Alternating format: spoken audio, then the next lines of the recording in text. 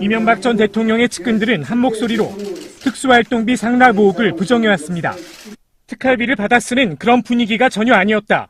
청와대 운영에 외부 돈을 받지 말라고 들었다며 이 전 대통령에게 힘을 실었습니다. 하지만 김희중 전 실장은 김백준 전 총무기획관과 내가 국정원 특활비 통로였다고 주장했습니다. 두 사람도 서로 모를 정도로 은밀하게 이루어졌다고 말했습니다. 이명박 전 대통령 측근들이 특활비 상납이 사실이 아니라고 주장했지만 정작 사실관계는 잘 모른다는 얘기입니다. 그러자 이 전 대통령의 측근들도 한 발 물러섰습니다. 한 핵심 측근은 비선으로 움직인 특활비가 있다면 그런 것은 알지 못한다고 말했습니다. 극소수만 아는 특활비라면 어떻게 알 수 있겠냐고 반문하기도 했습니다. 또 다른 측근은 이 전 대통령이 국정원 특활비를 갖다 쓴다는 생각을 해본 적도 없다고 말해 그대로 믿었다고 말하기도 했습니다. 김희중 전 실장은 국정원 특활비 상납에 대해 모든 진실을 알고 있는 사람은 이 전 대통령 한 사람밖에 없다고 말했습니다. 김희중 전 청와대 제1부속실장은 인터뷰에서 이 전 대통령이 국민에게 사과하고 용서를 구하는 게 최선이라고 말했습니다. 국민의 눈높이가 높아져 더 이상 용납할 수 있는 수준이 아니라고도 했습니다. 김 전 실장은 또 자신이 국정원 직원으로부터 1억 원 상당의 미화를 받아 그대로 김윤옥 여사에게 전달했다고 시인했습니다.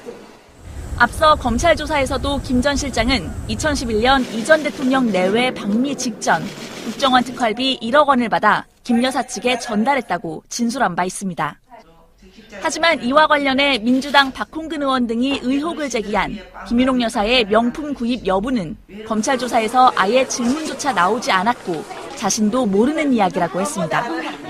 또 강현희 전 제2부속실장을 통해 김 여사에게 전달했다는 건 잘못 알려진 것이고 한 여성 행정관에게 줬다고 바로잡았습니다. 검찰 조사에 적극 협조하는 이유가 이 전 대통령에 대한 이른바 배신감 때문이라는 시선에 대해서도 적극 부인했습니다. 김 전 실장은 섭섭함이 없다고 하면 거짓말이겠지만 워낙 검찰 수사가 탄탄하게 진행돼 사실을 부인할 수 없었다고 설명했습니다. 그러면서 자신이 이 전 대통령에게 이런 돈을 쓰면 안 된다고 충원하지 못한 죄가 크다고 자책했습니다. 평창 동계올림픽 개막이 20일 앞으로 다가온 가운데 청와대는 이명박 전 대통령에게 개막식 초청장을 보낼 계획입니다.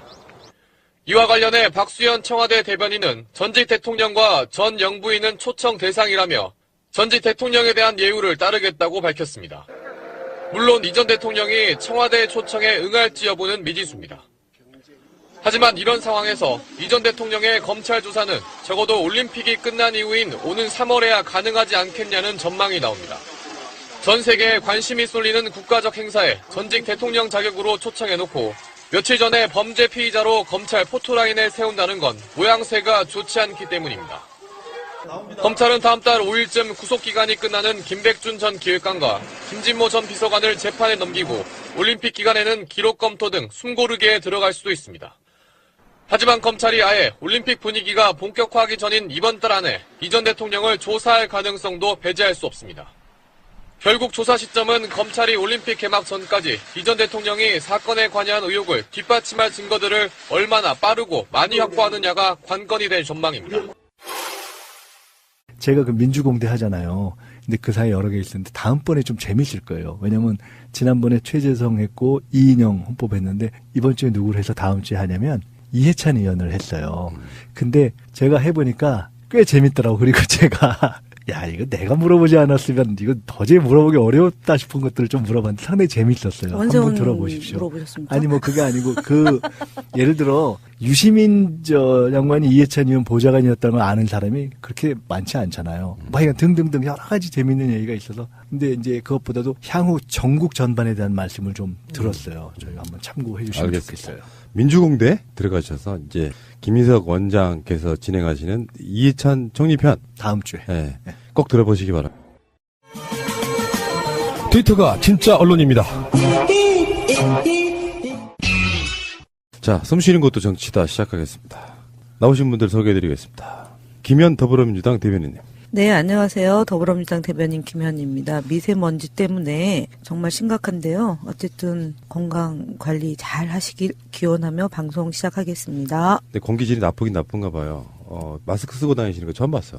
네. 공포감이 사실은 느껴져요. 근데 미세먼지용 마스크도 아니야. 일반 마스크 쓰면 무슨 소용이 있어요? 아니에요. 이거 저거예요. 24시간 체인점에서 파는 건데 미세먼지용으로 나온 마스크. 그렇군요. 네. 예, 알겠습니다. 김민석 민주연구원장님, 안녕하십니까. 예, 어서 오시고요. 공기 질이 이렇게 나쁘시던가요? 아니 근데 황사 마스크 그거를 꼭 써야 돼요. 저는 원래 겨울에는 항상 마스크 끼고 다녀요. 코 양옆 사이로 공기가 들어가기 때문에 아니, 지금 그런 거 껴도 돼요. 그냥 그렇게. 여기 미세먼지용으로 지금 파는 걸 산 거예요. 최근에. 어저께 그러니까 샀어요. 코를 눌러준 그 철사만 있으면 돼. 뭐 대충 그런 거죠. 워낙 저는 마스크를 잘 끼고 다니고요. 아, 요새 저 의사 선생님들 말씀은 잘 때도 끼고 자라는 얘기가 있어요. 아이고, 미세먼지용이 아니라 그게 감기나 독감 예방에 그렇게 좋다 그러더라고요. 근데 저는 그렇게는 못하겠고. 수면 안대도 끼잖아요. 불빛 때문에 귀마개도 쓰고 하는데 사실은 제가 이제 그 미세먼지가 심각할 때 어느 정도 이 느낌이 있냐면 코가 한쪽이 아프다 그래야 되나요? 그리고 콧물 나오고요. 근데 실내에서 있는데도 그 증상이 계속 생기는 거예요. 그러니까 이 공기 중에 초미세먼지도 있고 미세먼지도 있고 하잖아요. 그러니까 되게 이제 창문을 꽉 닫아놔도 이제 현관문을 열었다 닫았다 하면 그 사이에 이제 들어오면 그 반응이 있어서 아마 그 조언대로 정말 조심을 해야 될 것 같고 서울시에서 지금 대중교통 이용하면 무료로 하고 그러는데 경기도에서 낭비한다 어쩐다 이렇게 지금 이제 남경필 지사가 문제 제기하고 그러는데 교통복지라는 표현을 쓰셨죠. 지금 국민들의 건강을 무엇보다 소중히 여기는 것은 제가 볼 때는 제일 중요한 시정을 하시는 분의 태도인 것 같아요. 어쨌든 오늘 더 심하죠. 어제 잠깐 좋아졌었는데 걱정이 큽니다. 근데 그 뭐 어떤 연구 결과 이런 거나 발표했더만요. 국내적 요인도 꽤 있다고. 그래서 그 성분 분석해서 이렇게 내놓은 게 있어요. 자동차 운행 안 하는 것도 굉장히 많이 도움이 된다. 뭐 이런 논박도 있고 막 그런데 그 공기가 한참 좋았었거든요. 대통령 취임하고 나서 몇 개월은. 그래서 이게 이제 대통령의 홍보기다 뭐 이런 이야기까지 했었는데 이런 초미세먼지가 오고 나니까 밖에 돌아다니는 거 정말 무섭습니다. 저도 한번 된통 당해본 적이 있거든요. 언젠가 몇 년 전에 황사라고 그때는 주로 많이 불렀잖아요. 요즘에서야 초미세먼지 이런 용어가 나오는 거지. 엄청 심하던 날 밖에 막 돌아다니다가 갑자기 코에서 콧물이 쏟아지는데 이게 그냥 훌쩍훌쩍 거리는 용도가 아니라 거의 물 한 바가지가 쏟아지는 것처럼 한꺼번에 쏟아지더라고요. 와, 그때 깜짝 놀랐던 기억이 나는데 어쨌건 공기의 그 소중함을 또 이럴 때 한번 느껴보는 게 아닌가 싶어요. 아기 키우는 엄마들이 지금 정말 그 초긴장 힘들 거예요. 이에요. 그 초미세먼지 같은 경우는 이제 심장, 폐에 그냥 그대로 바뀐다고 하니까요. 공기 질은 좀 좋아져야 될 것 같습니다. 자, 최근에 나온 하나의 미담 하나만 소개하고 가겠습니다. 문재인 대통령이 대선 당일날 속도 위반 과태료를 그것도 사비로 낸 사연이 화제가 되고 있죠. 당사의 개표 그렇지. 상황실로 오는 과정에서 속도 위반으로 걸려서 과태료를 냈다 이 기사 같습니다. 예. 근데 이게 통상 속도 위반 과태료는 차량 명의자 등에게 부과되는데 20km 이하는 4만 원, 20km 초과의 경우는 7만 원인데 이게 청와대로 배달이 왔나 봐요. 그러니까 이제 정말 깜짝 놀란 게 근데 거기에 이렇게 과태료를 부과하는 그 느낌이 민주정부가 됐다는 어떤 상징 같은 거 있잖아요. 물론 뭐 문대림 제도개선 비서관이 법대로 하겠다라는 의지인데 경찰서에서 대통령 에스코트를 경찰이 하는데요. 경찰의 지휘 아래 움직였을 텐데. 그것도 그러네, 진짜. 속도 위반 과태료를 내면 그럼 경찰이 잘못한 거잖아요. 행정 실수인가요? 제가 볼 때는 경찰이 무리하게 한 거 아닌가요? 그날이 아마 투표 후에 그때 이제 개표 상황실이 국회에 설치되어 있었잖아요. 그러니까 사실상 거의 당선이신 분이잖아요. 그때 아마 경찰 에스코트가 같이 있었죠. 당연하죠. 그러니까 이상하네. 어떻게 된 거죠? 갑자기 멘붕에 빠진 어쨌든 그럼에도 불구하고 그럼 그게 과속이었을까요? 뭘죠? 아니 그러니까 제 얘기는 뭐냐면 경찰도 경찰이지만 청와대 경호실에 나와서 에스코트를 합니다. 경호를 하는데. 아니 그러니까 과태료가 지금 이 사유가 과속인가요? 가속이에요 지금. 왜 그랬을까? 당선되니까 기분 좋아서 막 밟았나? 아니죠. 그건 아니잖아요. 20km 이하 4만 원, 20km 초과의 경우 7만 원인데 저 4만 원이잖아요. 시내 주행의 경우에. 네, 4만 원 과태료를 부과했다는 얘기는 20km 이하인데 20km 이상을 밟았다는 얘기고 그잖아요. 밤 시간이니까 아마 그 시간이 밤 시간이었을 거예요. 차가 없는. 어쨌든. 자, 정리합시다. 네. 그러니까 돈을 낸 거는 뭐 과태료를 물라고 했으니까 돈을 낸 겁니다. 그리고 문대림 제도개선 비서관이 경찰서에 전화하려면 사표를 쓰고 하라라고 했다. 뭐 그거는 앞서 말씀하신 것처럼 이제 원리 원칙대로 처리를 했다라는 건데 경찰이 속도 위반 과태료를 제기했다는 얘기는 경찰청장한테 책임을 물어야죠, 그러면. 하여간 이게 디테일에 너무 우리 또 김현 대변인이 강하다 보니까 이 상황이 어떻게 된 건지 이제 분석적으로 보면 그런 건데 지금 이제 결국 포인트는 과태료를 부과한 것도 흥미롭고 과태료를 그렇게 사비로 낸 것도 흥미롭다. 둘 다 미담이라는 말씀 아니에요. 그건 미담이라고 치고. 경찰이 에스코트를 했어도 후보가 탄 차량은 앞에 가고 뒤에 이제 이렇게 보호한 형태로 따라가면 그 사람들이야 보호를 위해서 어떤 속도를 맞췄을 것이고 어쨌건 간에 기계는 대통령을 알아보지 못하니까 찍었을 거고 그 찍은 과태료를 냈는데 청와대 다른 행정관들이 이거 좀 심하다. 경찰이 호의했는데 근데 요거를 이제 문대림 비서관이 요거를 강하게 제지했다. 이 부분은 저는 굉장한 미담이라고 일단 봐요. 그러니까 이게 기계가 찍어서 찍힌 거를 원칙대로 부과했다 이렇게 생각하는 게 훨씬 낫지 않겠습니까? 사람이 찍어가지고 그러니까 예, 그러니까 하여간 법대로 찍힌 대로 부과하고 그대로 냈다. 이건 정상인 거죠. 왜 그런 거 있잖아요. 그 메가드 장군의 일화 같은 것들 많잖아요. 처칠의 일화도 있고 보초수는 초병한테 암구 물었을 때 나 누구야? 네가 누구든 간에 무조건 암구 돼. 그래가지고 나중에 상 받았다는 얘기 같은 그런 미담들 꽤 많잖아요.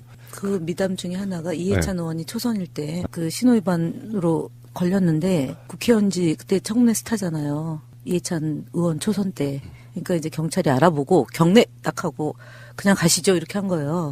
그러니까 이충희가 뒤에 있다가 딱지 끊으시라고요. 근데 그 경찰은 보복을 당할 수도 있다고 생각하니까 못 끊잖아요. 보통 그때만 하더라도 지금보다 한 30년 전인데. 그때만 해도 그럴 때였어요. 예, 예. 근데 끊으라고요. 원래대로 하십시오. 법대로. 그래서 기어이 끊고 과태료를 낸 그런 얘기를 분명히 이해찬 의원님이 말씀하시는 그 당시는 지금보다 훨씬 더 까칠했을 거기 때문에 본인은 아주 친절하게 점잖게 얘기해도 말씀했을 텐데 경찰은 덜 끊으시라고요. 이러면은 경찰은 저기 지금 불만이 있어서 끊으라는 건가 이러고 쫄았을 수 있죠.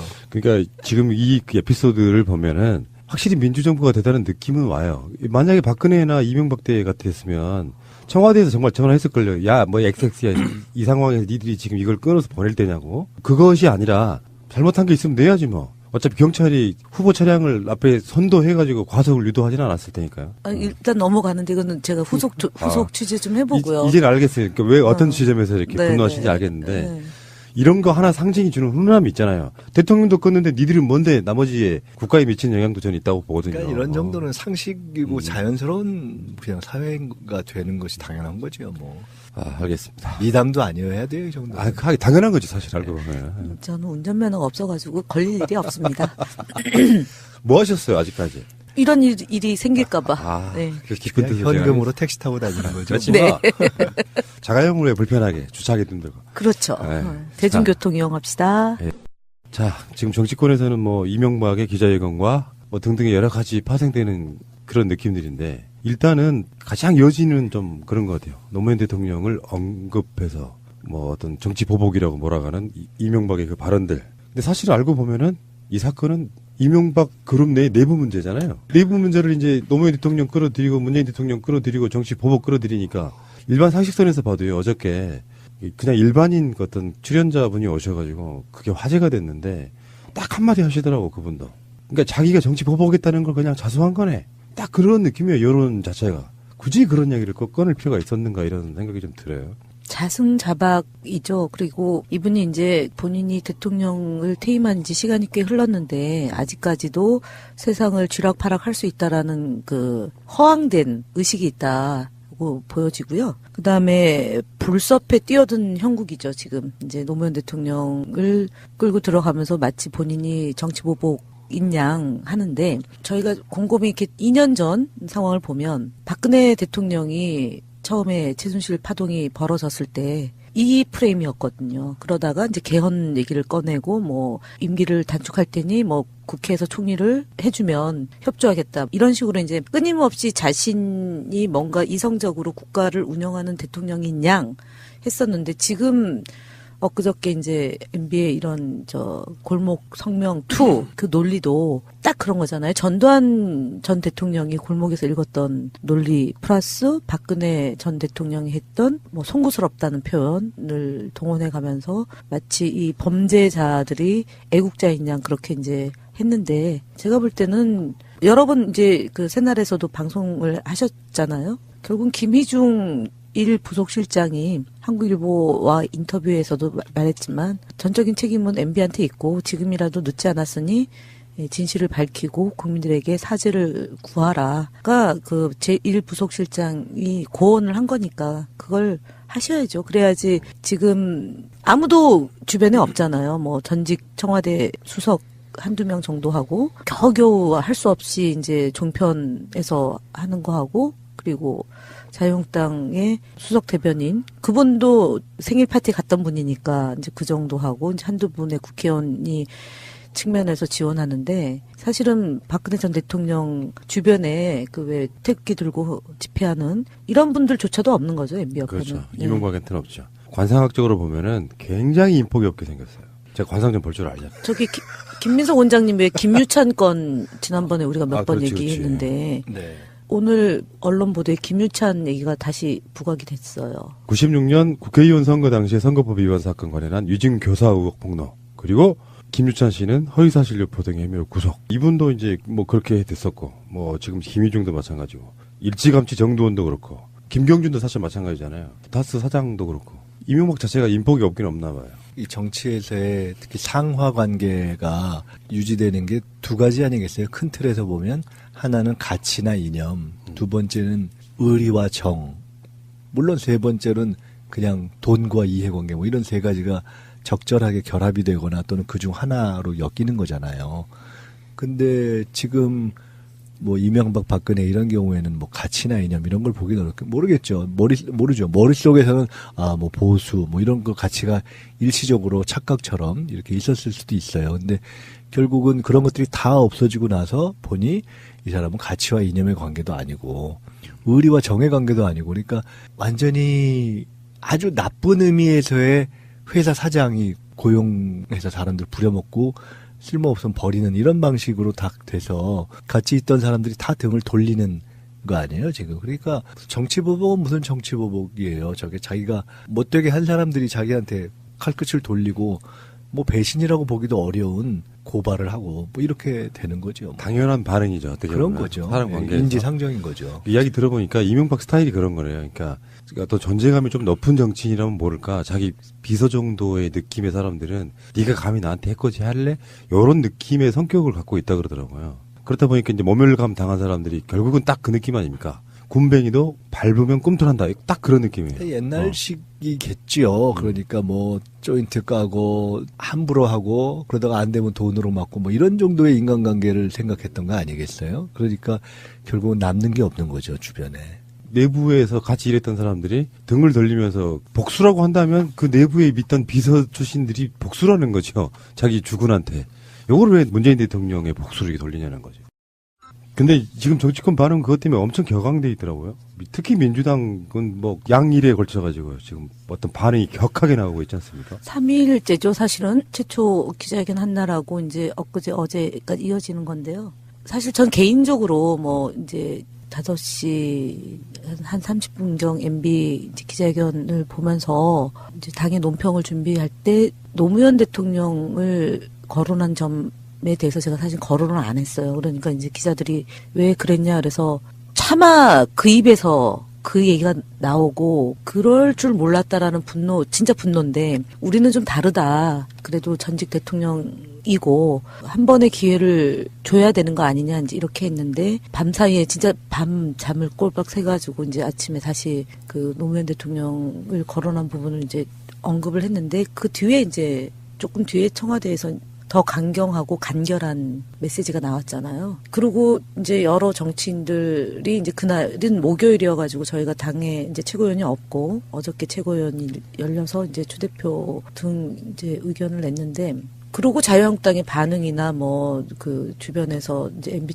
측 주변에서 김두우 그다음에 이재호 이런 사람들의 그 인터뷰 내용을 보면서 정말 이분들은 인간이길 포기한 분들이구나 이제 그런 생각이 들었어요. 그러니까 저는 노무현 대통령이 돌아가시기 전에 이명박 전 대통령이 그 전직 대통령에 대한 예우를 지키는 문화를 만들겠다라고 여러 차례 얘기한 점, 그러나 그게 지켜지지 않았을 때 이제 이지원 문제로 돌려드리면서 했던 그 메시지와 그다음에 그 이후에 수모를 겪으면서 정말 다 잡은 게 있거든요. 우리가 법과 원칙에 근거해서 정말 품위 있고 품격을 유지하면서 국가를 운영하는 그런 태도여야 되겠다라고 생각했는데 그게 안 통하는 집단인 것 같아요. 그래서 이제 지금도 재판을 받고 있잖아요. 저희 국정원 여직원 감금 재판 지금도 받고 있고, 그리고 이제 그 예를 들어 민간인 사찰 문제 때문에 정치 보복을 당했던 의정 활동을 하는데 이제 그 이후로 보복 당한 사람들이 주변에 쭉 있잖아요. 이제 이런 분들 보면서 내가 생각했던 방식이 안 되겠다, 이제는. 분노를 하지 않는 사람은 조국을 사랑하지 않는다라고 아미자에 나왔던 그 글귀가 늘 이제 머릿속에 남아있는데, 분노해야 되겠다, 더 분노해야겠다. 예, 그런 생각을 갖게 된 한 2, 3일의 과정이었던 것 같아요. 예. 저는 이제 조금 다른 각도에서 말씀드릴게요. 그러니까 정치를 하는 사람에게는 의분이라는 게 없으면 안 되죠. 어떤 잘못된 현실, 잘못된 제도, 잘못된 사회. 근데 동시에 어떤 문제에 대해서 개인적인 어떤 감정으로서의 분노, 이런 것은 가급적 표출을 안 한 것이 덕목이지요. 일반적인 정치적 덕목. 그런데 이번의 경우에 이제 청와대에서 대통령께서 예를 들어 분노라는 표현을 언급했다라는 것은 저는 두 측면이 있다고 봐요. 하나는 이건 정말 통상적인 범위를 벗어나는 것으로서의 어떤 의분, 이런 측면이 하나가 있고요. 그야말로 절제를 하고 했을 때 최소한의 것으로서의 표현일 수 있는 거죠. 그리고 또 한편으로는 이것은 대통령을 포함한 어떤 정치인들 개인이 느끼는 의분이 아니라 국민들이 느끼는 것이 분노 아니겠어요? 그러니까 지금 이명박 씨의 입에서 자신이 했던 행위가 있는데 그걸 노 대통령하고 엮어서, 더구나 자기가 지 잘못한 것 때문에 자기가 자기 주변 사람들에 의해서 이렇게 폭로를 당하고 있는 상황에서 아무리 갖다 댈 게 없어도 그렇게 된 것에 대한 정상적인 국민이라면 느끼는 분노가 있는 거 아니에요. 그런 것을 저는 압축해서 표현한 것이라고 보고, 그럼에도 불구하고 그 이후에 사실은 그 얘기를 계속해서 하지는 않잖아요. 그러니까 우리 아마 김현 대변인께서도 처음에 최대한 표현을 절제하려고 했던 것이 아까 제가 말씀드렸던 정치에서 의분이 존재해도 가급적 그 분노를 표현을 절제하려고 했던 어떤 그런 절제였을 거라고 저는 봐요. 근데 그리고 앞으로도 그렇게 이 문제가 법의 영역이 남아 있는 거기 때문에 우리가 우리 마음속에 있는 어떤 정말 이건 뭐 감정을 다 표출하면서 갈 수는 없겠지만 인간이니까 최소한의 그런 것이 있는 것이고 그런 거죠, 뭐. 참 야비해요. MB는 진짜 제가 기자회견 할 때 눈 밑에 뭘 또 넣고 나왔더라고요. 그래서 그 옛날 그 박근혜 전 대통령이 왜 그 세월호 할 때 그래요? 눈물 몇 방울 흘렸잖아요. 근데 MB 다시 한번 보세요. 눈 밑에 이렇게 뭐가 있어요. 근데 그게 흘러내리진 않았어요. 겁먹어서 하니까요.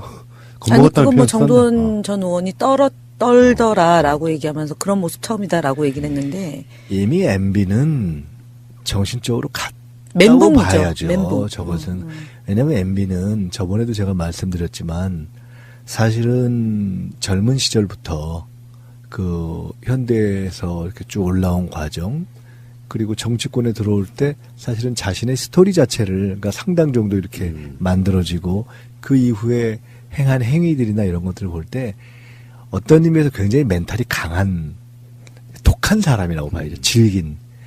근데 지금 현재의 상황은 이미 이런 거 있잖아요. 네 죄를 네가 알렸다 이런 거 있잖아요. 자기가 다 알지 않겠어요? 그러니까 방어할 수도 없고 갈 길이 뻔하고, 그런데다가 자기가 어떻게 보면 정말 우습게 봤던 자기 밑에 무슨 그렇죠.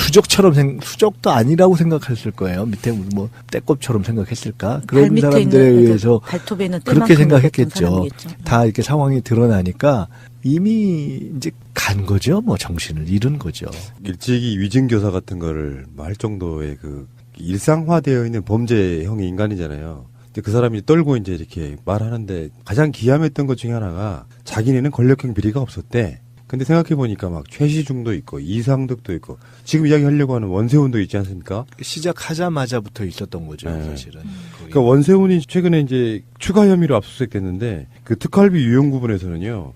그 국정원에서 이제 빌딩 하나 도곡동에 있는 최상층의 인테리어 비용으로 특활비 10억 썼고요. 다음에 미국 스탠퍼드 대학의 국정원 돈 우리 돈으로 약 20억 원. 요거 송금한 정황 때문에 그쪽에 그 구치소 방과 국가안보전략실 등을 압수수색했고요. 원세훈 부인도 조사를 했다 그러죠. 네.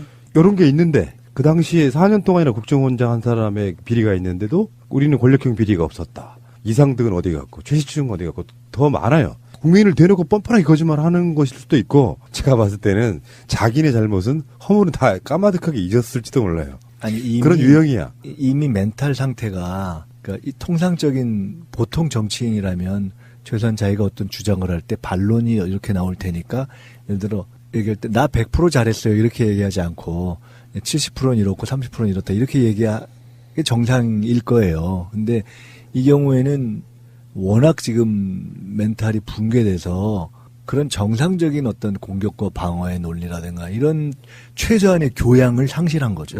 두 분께 하나만 질문 하나 드리겠습니다. 각종 이제 정치에서 좀 통찰력이 있으시다는 분들이 MB 구속 시점을 지금 예상하고 있는데요. 두 분 어떻게 보십니까? 있는 그대로 한다고 하니까 지금 이제 오늘 김희중 제1부속실장이 본인이 이명박 전 대통령을 배신한 것 이게 아니고 검찰이 워낙 탄탄하게 수사를 했다. 진술하지 않을 수 없었다라는 대목이 있어요. 그러니까 그 정도라면 경로가 다 나왔다는 거 아니겠어요? 그러니까 이게 네. 국정원에서 국정원 기조실하고 예상관들이 다 이미 자백한 내용이기 때문에 그러니까 부정을 못한 거예요. 자백과 플러스 국정원은 이제 이현수 기조실장이 조사받을 때 나왔던 얘기인데 돈의 출처와 어디다 쓰였는지를 다 기록으로 남겨놨다는 거잖아요. 그래서 빼도 박도 못한 거이듯이 그러니까 뭐 특활비라고 해가지고 영수증이 첨부 안 될 뿐이지 돈의 출처 들어가고 나오고는 다 기록으로 남겨져 있다는 건데 그건 어느 정부든 다 똑같이 되는 거 아닙니까? 그러니까 이제 김성호 전 국정원장은 법무부 장관 출신이기 때문에 법에 자신이 당하지 않으려고 이제 또 진술을 했을 것이고요. 원세훈은 이제 근거가 남은 거고. 근데 지금 이제 이명박 전 대통령이 골목 그 성명 발표하는 형태의 내용에서 보면은 그게 죄가 아니다라는 거 아니에요. 그러니까 특활비를 받았다 안 받았다도 없는 거고요. 그다음에 특활비로 그 불법적으로 사용한 사람들이 애국자인 양 둔갑시킨 거 아니에요. 그렇죠. 예, 그러면 이건 결정적으로 검찰이 볼 때는 증거인멸 이전에 혐의 자체를 원천적으로 부정하고 부인한 거잖아요. 그리고 검찰의 현재 수사를 문제가 있는 것이냐 한 거잖아요. 그러니까 최악의 피의자 신분인 거죠. 박근혜 전 대통령보다도 더 박근혜 전 대통령 그래도 부분적으로 좀 이렇게 막판에 가서 부분적으로 시인했잖아요. 뭐 오랫동안 곁에 두고 있었던 사이여서 해가지고 그런데 요 이제 그 기자회견 내용만 보더라도 3분 조금 넘는 요 내용을 보면 검찰이 볼 때는 한 줄에 대한 각주가 한 수백 페이지가 나올 것 같아요. 그래서 그래서 올림픽이다 아니다 이걸 떠나서 결정적 증거들을 이미 확보했기 때문에 이명박 전 대통령이 입을 다무는 이유가 더 얘기했다가는 큰일 납니다라는 변호사의 조력이 있을 거라고 합니다. 아마도. 생각해요. 예, 아마도 곧 가겠죠. 뭐 포토라인 그 서겠죠. 곳이 언제냐고요? 빨리 말씀해 주세요. 저는 아주 현기증 나 죽겠어요, 아주. 열흘 보름 상관. 열흘. 네네. 우리 원장님은요? 저는 그런 거 잘 못 맞춥니다. 아, 그래도. 아니, 정말로. 저 그런 거 잘 못 맞추는 거 아시잖아요. 이렇게 돌아가는 어떤 상황들을 보면 물론 여러 가지 일정이 있겠지만 너무 급하게 돌아가고 요즘에는 이슈를 주고받는 게 굉장히 속도가 빨라졌잖아요. 옛날에 비해서. 집중적으로 조명을 받을 때 소환을 해야 검찰도 더 효과적이라고 봐서 이런 이슈가 있을 때 수사를 검찰이 하는 건 느낌이 아니고 저는 언론이 하고 있다고 보거든요.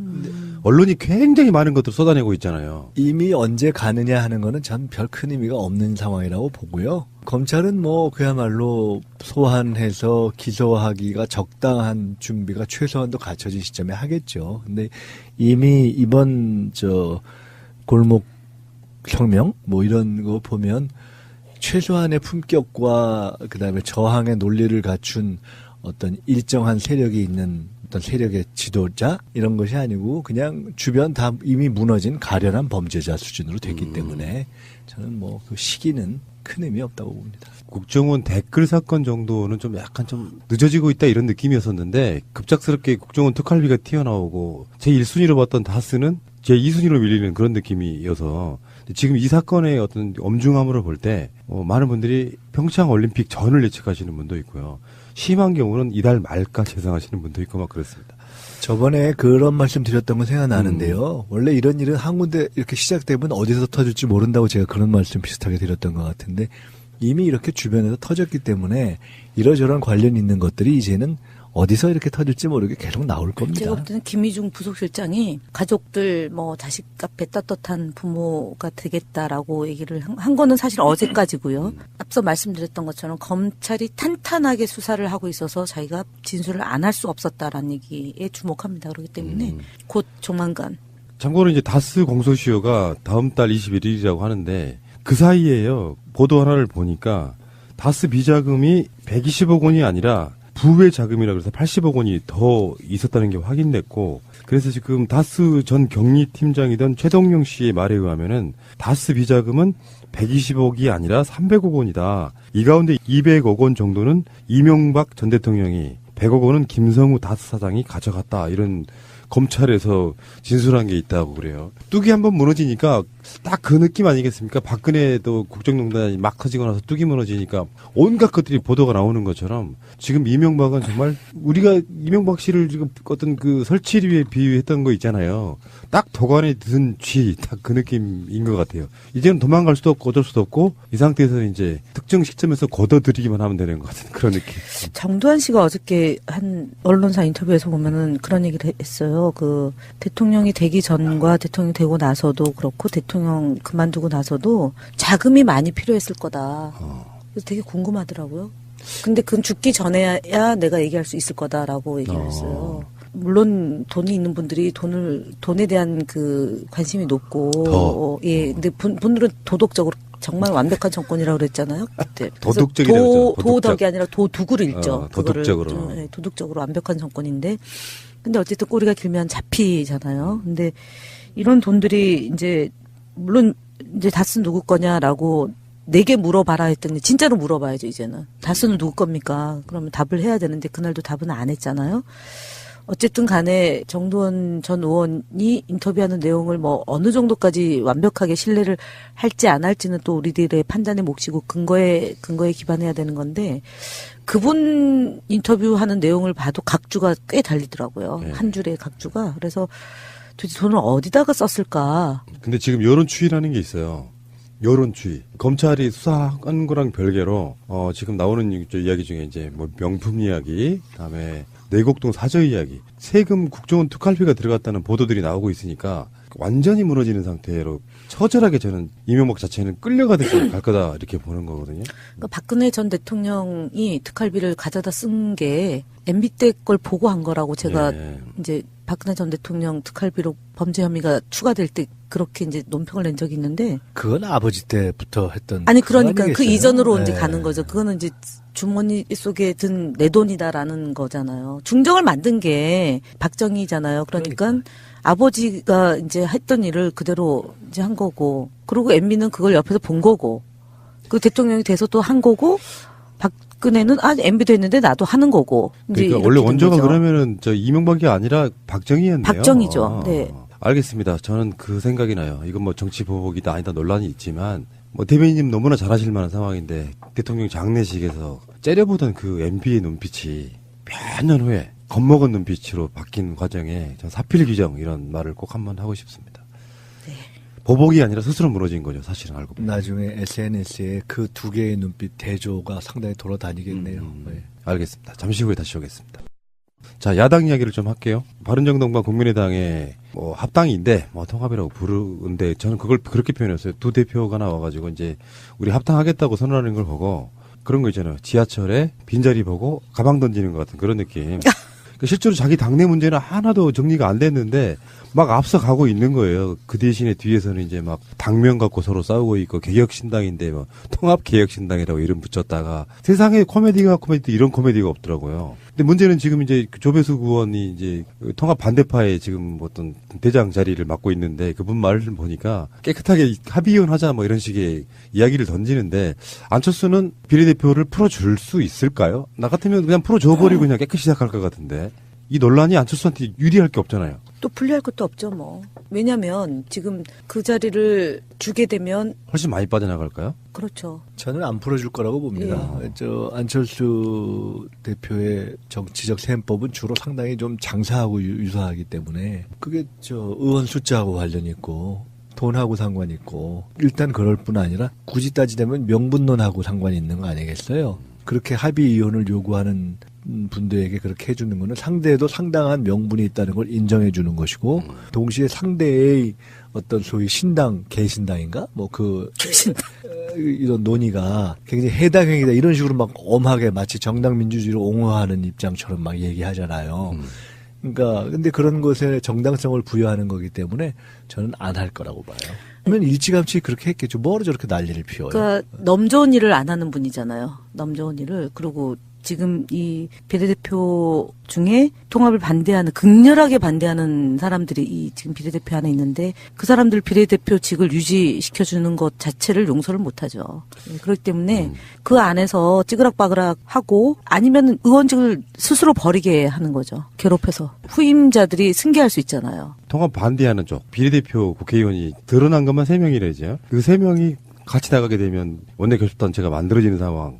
그거를 못 보는 뭐 이런 느낌이긴 한데 확실히 이제 분당은 확실해지는 것 같고 확실한 것 같고 아니 분당된 거죠 사실은. 안철수와 유승민이 나와서 뭐 통합개혁신당으로 뭐 할 것이다 이렇게 같이 이야기하니까 이분들이 좀 또 당명을 먼저 개혁신당이라고 이야기를 했는데 이름을 또 채간다고도 논란도 있고 그러면서 민주평화당, 평화민주당, 국민개혁당, 평화개혁당, 개혁신당 국민 속으로 뭐 이런 식의 아이디어가 나오고 있다고 또 참. 제가 당명에 대한 어디 가서 고민이 많으시잖아요. 얘기를 했는데 지금 민주당 이름을 우리가 잘 지켰다가 통합을 해서 더불어민주당으로 이렇게 포괄해내지 않았다면 우리가 처음에는 그때 농담처럼 안철수 김한길 할 때 야 이거 만약에 민주당 이름 놓고 있으면 나중에 혹시 그 공중부양하는 누구나 아니면 황당한 분들이 가져가면 어떡하냐 그런 걱정을 그랬죠. 해서 보관하고 그때 바로 그 상황을 김원기, 정세균, 권능업 세 분한테 이렇게 놔뒀다가 나중에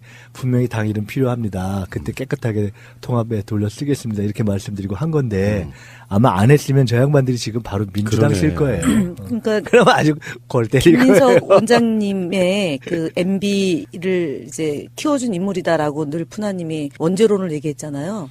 사면론이 진심이에요? 아 농담이죠. 사면은 저는 그 민주당 이름을 굳건히 지켜줬다라는 것으로 사면이 됐다. 그러니까 더 이상 그 말 하시지 마세요. MB 이제 구속되면 저 좀 그만 좀 갖다 붙이세요. 근데 역으로 얘기하면 정말 대단한 인간하고 붙은 거예요. 그리고 그렇죠. 사실은 그걸로 인해서 여러 차례 이제 기호는 그거인지 아닌지 모르겠지만 어쨌든 이제 정치적인 핍박을 당하게 된 과정이 생기는데 지금 진짜 겁이 없었네요, 우리가. 저 괴물하고 싸운 걸 보면. 아니, 그게 참, 지금 생각하면 제가 가끔, 그때 제가 38이었거든요. 네. 38 때 MB하고 붙은 거예요. 근데, 사실은 그때, 어처구니가 그때 진짜. 김대중 대통령이 총재셨거든요. 집권당 총재. 근데 나중에 들어보니까 그때 총재였던 대통령이 저 이길 거라고 막 이러셨다는 거예요. 주변에. 그래서 제가, 야, 그때 참 죄송한 말씀이지만 다들 참 쉽게 생각했구나.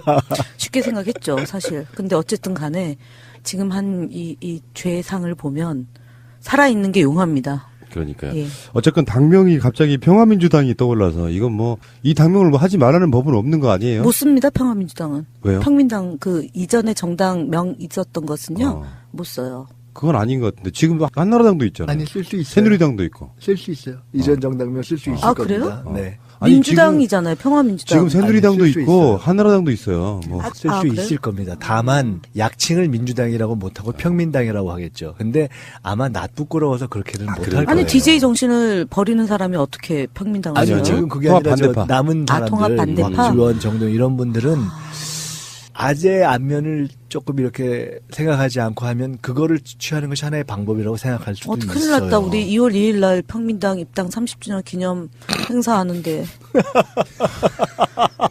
어떡하지? 그러면 거기랑 합당해야 기사가 되나? 어떻게 나올 응. 걸 예상이 돼요. 어떻게 해요? 저쪽에서 평민당 창당 준비위원회를 만들고 그다음에 이해찬, 우원식, 김현 등 과거 평민당 입당 30주년을 기념하는 평민연이 모여 30년 모였다. 이제 곧 평민당 준비위와 평민연 간의 정치적인 대화가 그러려고 지금 하는 거예요? 아니 그런 해석이 되겠네요. 자, 근데 안철수, 유승민 두 사람이 이제 국회에서 토크 콘서트 이런 거를 했나 봐요. 근데 그 1시간 40분인가? 이 시간 내내 문재인 대통령 때리기만 했다는 거야. 주제가 뭐였냐면 청년이 미래다. 예. 실제로 이 사람들이 청년을 위해서 무슨 정책을 내고 뭐를 했는지는 잘 모르겠는데 사실상 그런 아젠다 가지고 굉장히 고민하고 노력하시는 분 중에 하나가 저는 문재인 대통령이라고 보거든요. 청년이 미래다라는 주제를 놓고 왜 문재인 대통령 때리기를 해요? 차라리 시점적으로 이명박 때리기를 해야지. 정말 나쁜 사람들이에요. MB 아바타입니까? 라고 했던 분이잖아요. 그러니까 지금 제가 정리해본 결과 유승민이 MB 아바타고요. 안철수는 유승민의 아바타. 이걸로 정리가 되지 않습니까? 근데 저는 사실 안철수, 유승민, 안철수 두 분이 앞으로의 장래는 쉽게 생각하면 안철수, 김한길 두 분의 사이가 어떻게 됐는가 보면 그냥 쉽게 나올 거예요. 네. 그러니까 이를테면 이명박이 자기 참모들한테 배신당하는 거랑 딱 비슷한 형태의 이기적인 캐릭터들이 갖는 약간 말로랄까요? 이런 느낌이 아닌가 싶고요. 자, 알겠습니다. 제가 MB 아바타입니까? 아니면 아니라고 본인이 해명하십시오. BBK라는 투자자문회사를 설립을 하고 여러분 이거 다 거짓말하는 걸 아시죠?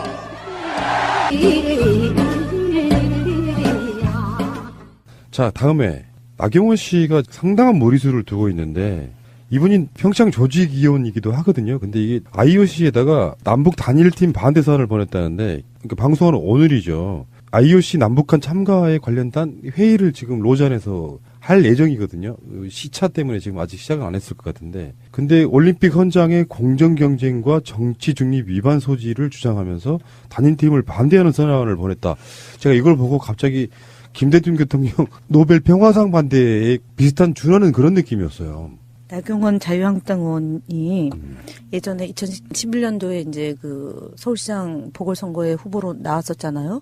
그때 가장 논란됐던 것 중에 하나가 목욕, 장애인 목욕을 자기 선거에 악용했던 점 하나하고 그 전에 이제 한 호텔에서 일본 숭전 50주년 기념행사에 참석했던 동영상이 이제 유포됐던 거예요. 일본이 피해자 할머니들 문제 1mm도 바꿀 수 없다라고 얘기하면서 동계올림픽, 패럴림픽 불참 의사를 통보를 했잖아요. 지금 이거 IOC에다가 이런 소위 말하는 색깔 종북몰이 및 평창 동계올림픽 방해 공작이 이 사람의 행적, 그동안에 했던 행적을 고스란히 보여주는 아주 결정판인 것 같습니다. 그러니까 정말 못된 정치이죠. 이런 일을 어떻게 합니까? 그리고 본인이 패럴림픽과 겨울올림픽, 평창올림픽의 위원 자격은 사실은 딸의 장애, 그것이 이제 어쨌든 한 요인인데 많지 않습니까? 지금 문제가 되고 있는 이분 그게 많은데 이런 일을 벌린다. 그러니까요. 찬물을 끼얹는 건 말로 하는 거는 정치적 공방이다라니까 소위 극우 보수주의자들이 늘 이제 남북 정상회담도 안 하면서 북한을 힐난하고 그것을 남남 갈등 그다음에 남북 갈등의 소재로 활용해 온 것은 말로서는 그럴 수 있어요. 근데 정치인이 실제로 행동으로 옮기는 것 이거는 매우 부적절하거든요. 그래서 이 사람은 정말 나쁘다. 나경원 의원 이런 경우는 사실은 이거는 보수적인 입장, 보수주의 입장에서 이렇다고 평가하기보다는 저는 수준 이하의 행동을 했다고 생각해요. 그렇죠. 이건 사실은 상식에 벗어나는 거잖아요. 이건 보수가 이렇게 판단해야 되나요? 이건 바보 같은 소리고, 그거 지금 이렇게 진행될 일에 대해서 단일팀 반대한다면서 거기다 편지를 써보낸다?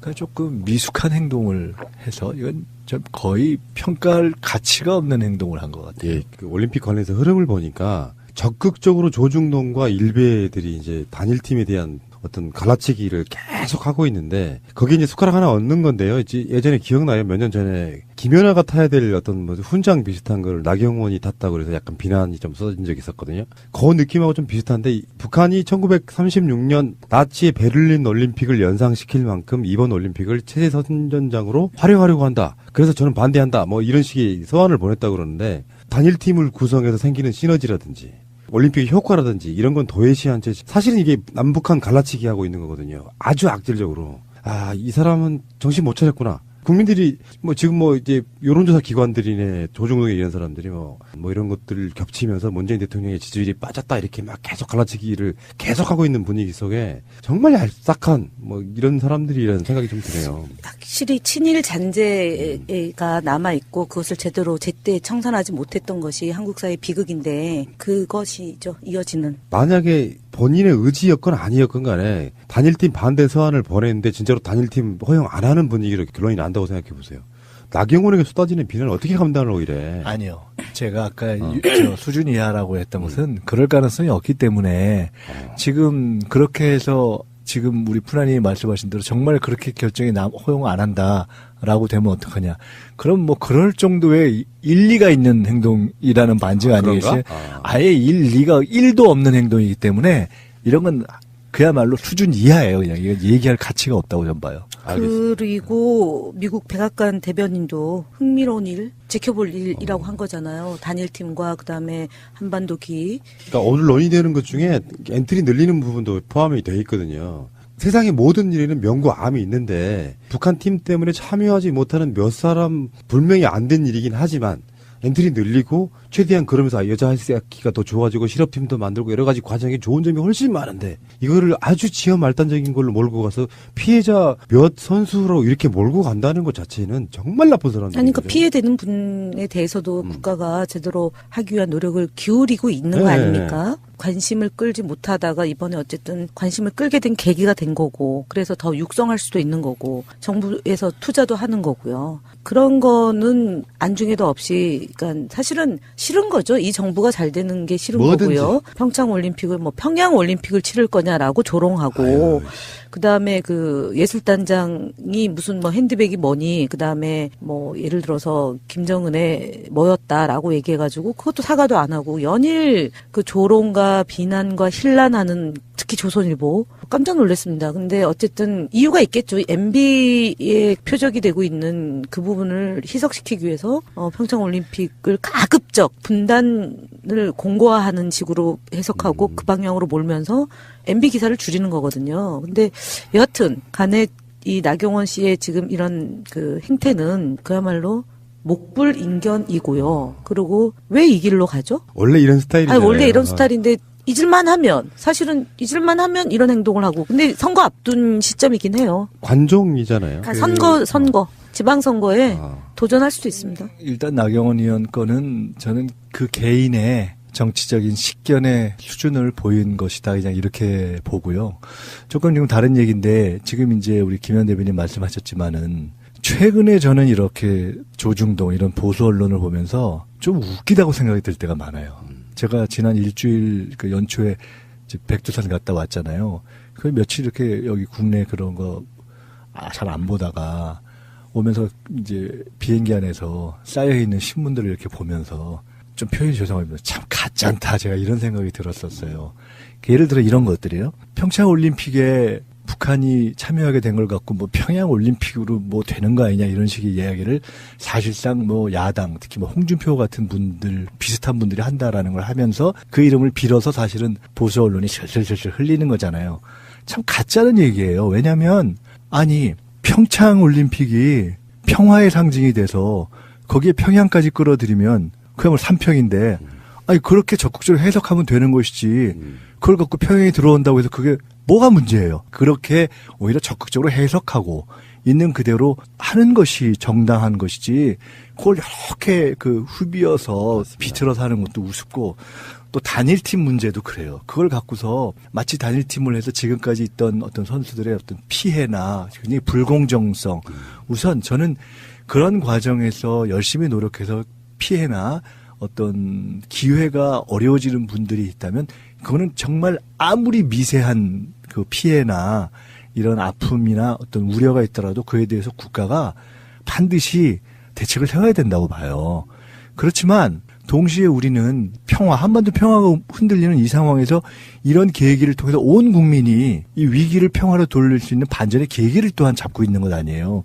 이런 거대한 민족적 이익 앞에서 발생하는 어떤 이러저러한 현실적 문제들을 극복하고 보완해가면서 풀어야 되는 거지. 맞습니다. 아니, 전 속으로 사실 그런 조중동을 보면서 참 정신 나간 놈들이다 이런 생각이 들었어요. 정말 화가 나더라고. 그리고 예를 들어 깃발 논쟁이 있잖아요. 네. 뭐 인공기, 태극기. 가짜는 소리예요. 왜냐하면 태극기가 없어지는 게 아니잖아요. 입장할 때도 태극기 들지. 대한민국 대표단이 메달 달면 올라가지. 한반도기는요. 과거에도 그렇고 이번에도 그렇고 일종의 저는 드레스 코드라고 생각해요. 남북 공동 대표단이 공동으로 입장할 때 어느 하나 들기 어려우니까 드는 같이 용인할 수 있는 과거에도 이미 사용했었던 그러한 입장기인 거예요.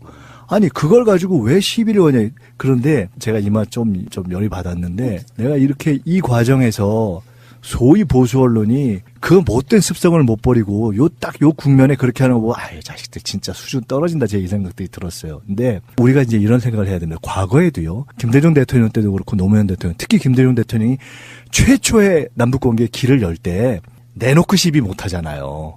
누가 평화가 열리고 남북이 만났는데 시비를 걸겠어요. 그러니까 어떻게 하냐면 지연 말단적인 걸 갖고 시비를 거는 겁니다. 그러니까요. 옆으로 틀어. 지금 하는 짓들이 그 짓들이에요. 조금 지나면 또 뭐가 나오는지 압니까? 반드시 속도 조절론이 나오게 돼 있어요. 이거 너무 속도가 빠른 거 아니야? 남북이 좋아지는데? 좋아지는데 속도가 왜 빠르면 안 돼요? 빨리 속도를 내야지. 그래서 과거에도 그런 상황이 됐을 때 사실은 햇볕 정책의 설계사였던 임동원 장관을 결국은 보수 세력이 시비를 걸어서 날렸습니다. 반드시 앞으로 이런 평창을 계기로 해서 이렇게 남북 관계 좋아질 때 지금 일어나는 뭐 깃발 단일팀 이런 것이 다 예고편이에요. 이런 거 갖고 시비를 걸다가 보수 세력이 뭐 너무 속도가 빠르다부터 시작해서 북핵은 어떻게 됐느냐, 뭐 왜 공정하지 않냐. 얼마나 지들이 그렇게 공정했길래. 그러니까 이건 웃기는 얘기예요, 저는. 그러니까 이제 사실은 제가 좀 열냈네. 좀 열냈습니다. 화나더라고. 이제 우려되는 상황, 이제 보통의 이제 프로세스로 보면은 이제 우리가 집권을 못했다면은 아마 단일 팀 내지는 뭐 한반도기 이것도 없었겠죠, 그죠? 근데 이제 만약에 했다면 뭐가 또 나오냐면 예상컨대 우리가 지금 야당이면 간첩단 사건 하나 나올 거고요. 그다음에 정당 안에서 누구 하나 표적으로 삼아가지고 뭐 사건에 연루시키고 이제 이런 일들을 했을 텐데 아주 다행히도 문재인 정부가 들어서고 권력기관을 제자리로 돌려놓는 국민의 요구가 있어서 그러저러한 그 소위 말하는 정보기관에 의한 장난이 없어지는 세상이다 보니 보수 언론만 남아있는 거예요, 지금. 그리고 이제 일부 보수 진영에서 이렇게 나경원 의원과 같은 행태, 그리고 이제 뭐 홍준표 대표 같은 그런 과격한 발언, 이제 요런 걸로 이제 국민들을 이간질을 시키는 거 아닙니까? 근데 국민들이 지금은 순간적으로 이제 남북 대화가 중단되고 그리고 이제 핵 실험 등 해서 북한에 대한 견제가 높은 상태에서 지금 이제 평창 동계올림픽이 평화올림픽으로 가기 위한 과정이다 보니까 여론이 일시적으로 좀 뭐 단일팀 구성에 대해서 찬성이 40, 반대가 뭐 49 되는데 이게 이제 정말 목전이 되면 저는 그 여론은 뒤집힐 거라고 봅니다. 왜냐하면 그것이 하이라이트잖아요. 그러니까 단일팀, 그다음에 공동 입장, 그다음에 예술단, 그리고 응원단 이게 하이라이트이기 때문에 전 세계의 관심이 그쪽으로 집중이 되고 남북이 화해 모드로 간다라고 하면 지금 여론은 금방 뒤집혀진다. 그러니까 나경원 의원한테 말씀드리겠습니다. 중단하십시오. 촌스러운 행동. 한 가지만 더 말씀드릴게요. 지금 이제 나경원 의원의 수준 낮은 이제 행동을 갖고 우리가 얘기를 하는데 사실은요. 지금 이제 바른정당이 통합을 하는데 그나마 지금 자유한국당 같이 남은 데서 홍준표 대표라든가 이런 등등의 일종의 마카파식 보수 이것에 대한 대안으로서 지금 해보겠다는 거 아닙니까? 근데 그 중에 이제 한 축인 예를 들어 유승민 의원이 어떤 면에서는 뭐 경제민주화라든가 이런 것에서 저건 좀 들을 대목이 있다 이렇게 하면서도 결국은 정치적 한계를 보이는 것이 그렇죠. 아주 60년대 수준의 지금 아주 남북관계에 대한 인식을 보이는 거 아니에요. 그런데 오늘 제가 참 재미나는 얘기를 제 아는 분한테 하나 들었는데 그분이 옛날 얘기를 하나 저한테 회상을 시켜줬는데 유승민 의원의 그 아버님 돌아가신 어르신이 유수호 전 의원이라는 분이었잖아요. 잘 아시는 거 아닙니까? 근데 거기가 박정희 때 판사였는데 나중에 이쪽에 민주진영의 그 노무현 대통령하고 함께 했던 김정길 그 학생일 때 거기를 이제 뭐 석방시키고 데모에서 들어오는데 석방시키고 이랬던 건 말이에요. 그래서 박정희 눈에 나가지고 탈락했는데 제가 드리려고 하는 말씀은 그 아버지가 당시에 그게 뭐 70년대죠. 그때 첫 선거 공보물에 썼던 내용을 보면 첫째 평화통일 기반 조성을 위한 북방외교의 적극 추진, 사법권의 완전 독립 및 경찰 중립 보장. 이게 50년 전 얘기예요. 그 아버지가. 대단하시네. 그러니까 에휴. 저는 지금 보수를 정말 정상화시키겠다는 분들은 세상 돌아가는 걸 알아야 됩니다. 지금 좀 안타까워요. 나경원 의원 같은 경우 저는 서울대 동기인데. 그렇지, 생각해보니까. 진짜. 가끔 이렇게 길거리에서 보면은 이렇게 인사하죠. 그런데 저는 뭐 원래 학교 때도 잘 몰랐고 친하지 않아요. 그런데 이런 걸 보면 야, 어떻게 저렇지? 그렇죠. 그러니까 보수와 진보의 문제가 아니에요. 상식의 문제잖아요. 그러니까 나경원 씨는 제가 봤을 때는 굉장히 그 관심 받고 이런 걸 좋아하고 튀는 걸 너무 좋아해서. 근데 이걸로 관심 받고 튀어가지고 뭘 어쩌려고요. 그러니까 남은 그 보수라고 불리우는 그 수구 시장에서 그래도 한번 튀어서 이렇게 관심 받으면서 아까 말씀하신 것처럼 서울시장도 한번 숟가락 얹어보고 이런 건데. 요즘에는 단체 선물도 굉장히 많이 발전했더라고요. 내가 단체로 뭔가를 하고 싶다, 무슨 행사가 있어서 뭘 하나 맞추고 싶다 할 때 떠오르는 게 거의 없었잖아요. 거의 쇼핑몰인데. 네. 그러니까 아이디어 상품들이 많네. 이분들처럼 다양한 물건이 있는 곳이 없어요. 정말 그러네. GALLERY 갤러리 gift.co.kr 1666-5404. 오, 싸고 영 싸네. 감동스러운 게 이거네요. 사이트에 등재되지 않은 상품이나 국내에 없거나 세상에 없는 상품도 개발 제작 가능하다 됩니다. 오, 대단한데? 단체 선물은 갤러리 기프트였습니다.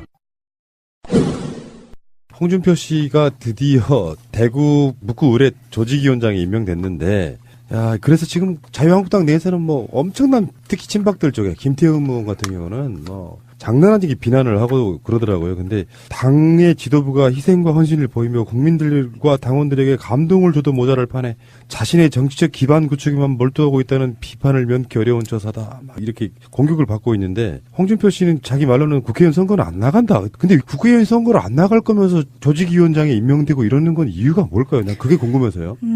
국회의원 선거 못 나가죠. 왜냐면은 그 지방선거 끝나면 당대표를 그만둬야 되잖아요. 지금. 그러니까 그것까지 뭐 염두에 두는 건 아닌 것 같고. 그건 본인이 그건 정확히 진단하신 거죠. 못 나간다, 안 나간다 이거 맞고요.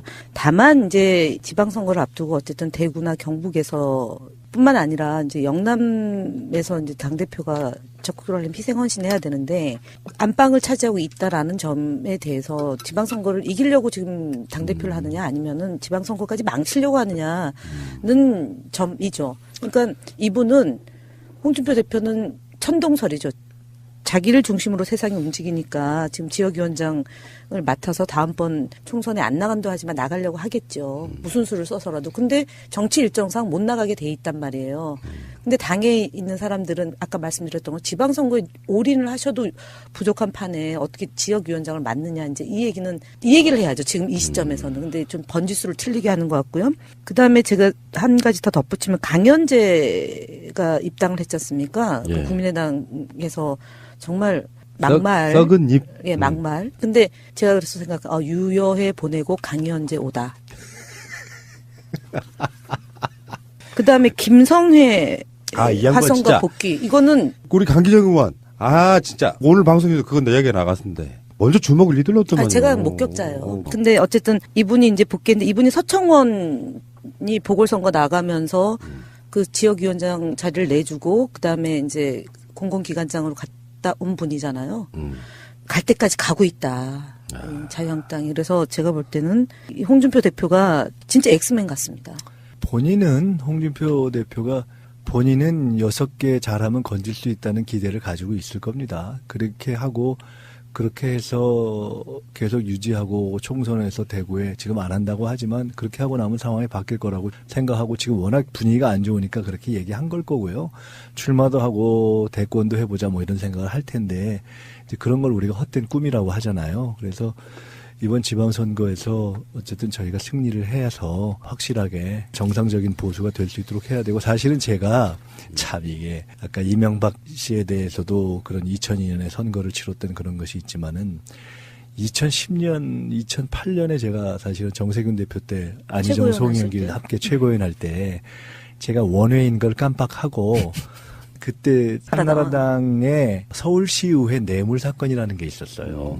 그거 조사위원장을 제가 맡았는데 그때 홍준표가 연루된 건이 있어서 서울시당위원장. 시당위원장. 그때 그거를 제가 우리 위원회에서 조사된 거를 발표했는데 그걸 가지고 발끈해가지고 기자들 모아놓고 김민석이 감옥 보낸다고 이랬었던 일이 있거든요. 그리고 나서 제가 사실은 제가 정치자금법 사건 걸리고 농성하고 구속까지 되고 난리를 쳤는데 나중에는 완전히 태산명동에 서일피까지 됐던 이런 일이 있었어요.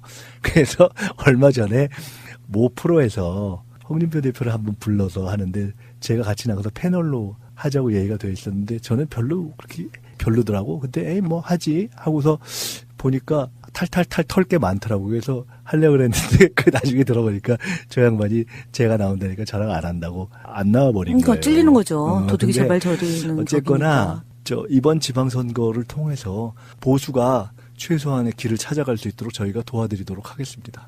아까 6개라 그랬는데 TK, PK, 제주도까지 말씀하시는 거예요? 6개가 현재 가지고 있는 거. 인천, 인천까지? 경기, 그다음에 부산. 현재 자유한국당 소속의 6일 텐데 실제로 홍준표 대표는 이런 생각을 할 거예요. 그 플러스 2이 남경필과 원희룡으로 빼놨던 바른정당 그 티오기 때문에 그 둘을 가져오면 실제로는 8개를 갖고 시작한다고 생각할 거고, 그래서 잘하면 6개 건질 수 있다고 지금 생각할 거고, 남경필이나 원희룡 입장에서 특히 남경필 이번에 남경필 안 받는다 그랬다가 과거를 잊자 이러고 둘이 어깨를 걸었잖아요. 서로가 서로에게 필요한 거예요. 그래서 저는 끝으로 이런 말씀 드리고 싶습니다. 이번 지방선거 간단치 않습니다. 왜냐하면 우리는 지지율과 여론에 어떻게 보면 낙관할 수 있고요. 상대는 결사적으로 할 겁니다. 그렇기 때문에 저는 굉장한 경각심을 갖고 해야 한다 이렇게 생각합니다. 주말에 고생들 하셨고 다음 주에는 정말 더 좋은 소식만 전했으면 좋겠습니다. 자, 고생하셨습니다. 수고하셨습니다.